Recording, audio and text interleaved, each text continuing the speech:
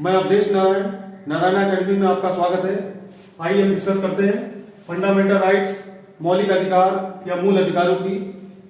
भारत का मूल संविधान जो है कुल 7 मौलिक अधिकार अपने नागरिकों को प्रदान करता था, लेकिन ये जो है आपका ये 44वां संविधान संशोधन 1978 के द्वारा ये संपत्ति के अधिकार को समाप्त कर दिया गया। संपत्ति का जो ये अधिकार है मोरारजी देसाई के शासनकाल में ये समाप्त किया गया। ये जो संपत्ति का अधिकार है अनुच्छेद 19 का 1 का 4 तथा अनुच्छेद 31 में वर्णित था, और ये वर्तमान समय में संपत्ति का अधिकार है जो 300 का के तहत एक विधिक अधिकार या कानूनी अधिकार है। तो इस समय जो है वर्तमान समय में भारत का जो संविधान है अपने नागरिकों को कुल 6 मौलिक अधिकार प्रदान करता है। वर्तमान समय में आपके 6 मौलिक अधिकार भारतीय नागरिकों को प्रदान करता है ये भारत का संविधान। आइए डिस्कस करते हैं कौन कौन से 6 मौलिक अधिकार हैं। नंबर 1 समानता का अधिकार अनुच्छेद 14 से 18 तक। दूसरा जो है स्वतंत्रता का अधिकार अनुच्छेद 19 से 22 तक है। और जो है आपका तीसरा जो है शोषण के विरुद्ध अधिकार अनुच्छेद 23 से 24 तक है। और आपका ये चौथा जो है धार्मिक स्वतंत्रता का अधिकार अनुच्छेद 25 से 28 तक इसमें डिस्कस किया गया है। और पांचवा जो है आपका संस्कृति एवं शिक्षा संबंधी अधिकार, ये जो है अनुच्छेद 29 से 30 तक में इसका डिस्कस किया गया है। और लास्ट जो है छठवां संवैधानिक उपचारों का अधिकार अनुच्छेद 32। इस अनुच्छेद 32 को संविधान की आत्मा कहा जाता है। ये मौलिक अधिकार जो है संविधान के भाग 3 में इसकी चर्चा की गई है। ये जो भाग 3 जो है अनुच्छेद 12 से 35 तक है। अनुच्छेद 12 से 35 तक संविधान का भाग 3, इसको मैग्ना कार्टा कहा जाता है। मैग्ना कार्टा शब्द का प्रयोग सर्वप्रथम ब्रिटेन में हुआ था। मैग्ना कार्टा का अर्थ है अधिकार। तो हमें ऐसे क्वेश्चन बन सकता है संविधान के किस भाग को मैग्ना कार्टा कहते हैं। तो संविधान के भाग 3 को हम मैग्ना कार्टा कहते हैं, क्योंकि संविधान का भाग 3 हमें अधिकार देता है, हमें और आपको ये संविधान का भाग 3 अधिकार देता है। किसी भी व्यक्ति का जीवन जीने के लिए, किसी भी व्यक्ति का क्या, हमारा या आपका अपना जीवन जीने के लिए बहुत ही जरूरी है उसके मौलिक अधिकार। ये मौलिक अधिकार जो है अगर आपसे छीन लिए जाए तो आपकी जिंदगी नहीं बिल्कुल बेकार नर्क हो जाएगी। ये जो है फंडामेंटल राइट्स, ये मौलिक अधिकार जो है ये अमेरिका के संविधान से लिए गए हैं। ये जो मौलिक अधिकार है हमारा कोई पड़ोसी, कोई सरकार, कोई जनता या आसपास का कोई क्षेत्र, ऐसा कोई जो है हमारे अधिकार को कोई छीन नहीं सकता। सरकार हमसे छीन नहीं सकती, जनता हमसे छीन नहीं सकती। अनुच्छेद 12 जो है मूल अधिकार की परिभाषा देता है। इसमें कहा गया सरकार कोई ऐसा नियम नहीं बनाएगी, नहीं, इसमें सरकार शब्द का प्रयोग ही नहीं हुआ है, इसमें राज्य शब्द का प्रयोग, इसमें अनुच्छेद 12 में राज्य शब्द का प्रयोग हुआ है। राज्य कोई ऐसा नियम नहीं बनाएगी जो किसी के मूल अधिकार को छीन रहा हो या उसको नुकसान पहुंचा रहा हो।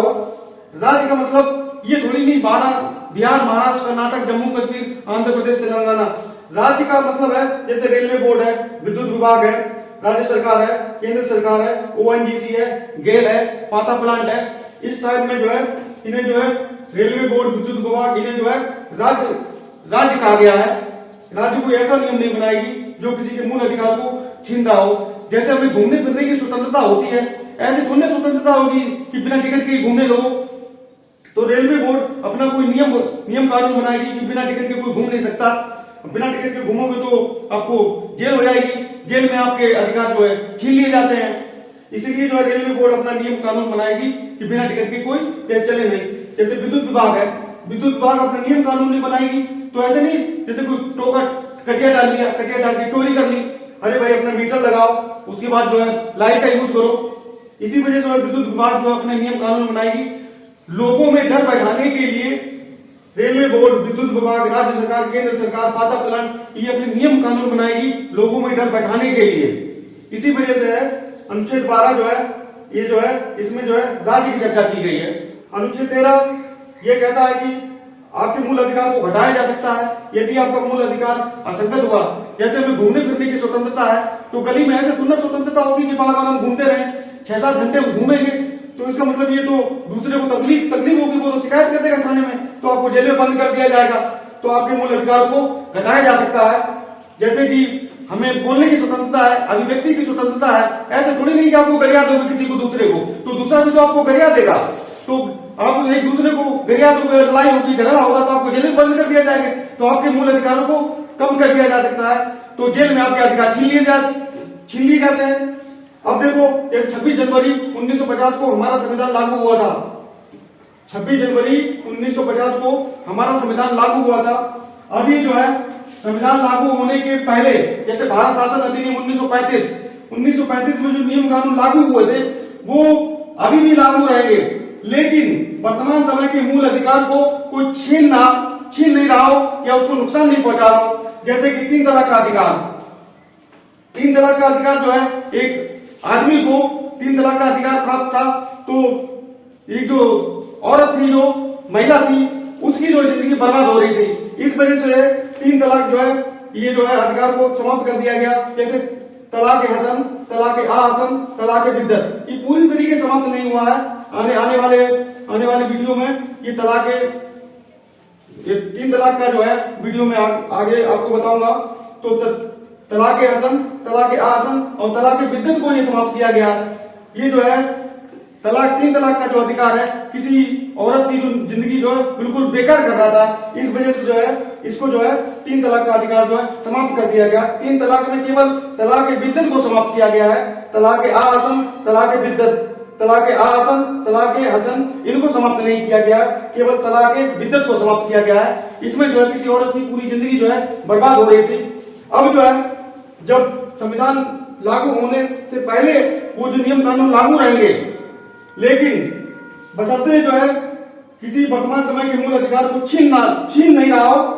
लेकिन बाबा साहब भीमराव अम्बेडकर और संविधान निर्माता डॉक्टर राजेंद्र प्रसाद, जवाहरलाल नेहरू, इन्होंने फिर सोचा है, इनकी बैठक हुई, इन्होंने सोचा बाद में क्या होगा। बाद में भी ये कहा, बाद में इन्होंने ये सोचा कि ये देखो कि संसद कोई ऐसा नियम कानून नहीं बनाएगी वर्तमान समय में, जो कि बाद में भी ऐसा कोई संसद नियम कानून नहीं बनाएगी जो वर्तमान समय के मूल अधिकार को छीन रहा हो। ये देखो बाबा साहब भीमराव अम्बेडकर, इन्हें कहते इन्होंने ये संविधान बनाया, इनको हम सलाम करते हैं भाई साहब। जय हिंद, बाबा साहब भीमराव अम्बेडकर।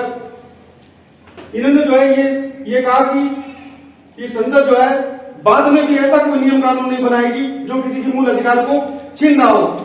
अगर आपके मूल अधिकार को अगर ये संविधान ऐसा न बना होता तो अब तक हमें और आपको बेच दिया होता है संसद ने। तो इसी वजह से जो है इस संविधान में ये कहा गया कि बाद में भी कोई ऐसा नियम कानून नहीं बनाएगी जो किसी के मूल अधिकार को छीन रहा हो। आज का वीडियो यही समाप्त करते हैं। अगले वाले वीडियो में डिस्कस करेंगे समानता का अधिकार, स्वतंत्रता का अधिकार, शोषण के विरुद्ध अधिकार, धार्मिक स्वतंत्रता का अधिकार, संस्कृति शिक्षा संबंधी अधिकार, संवैधानिक उपचारों का अधिकार, इनके बारे में चर्चा करेंगे। ये वीडियो आज यही समाप्त होता है। जय हिंद फ्रेंड्स।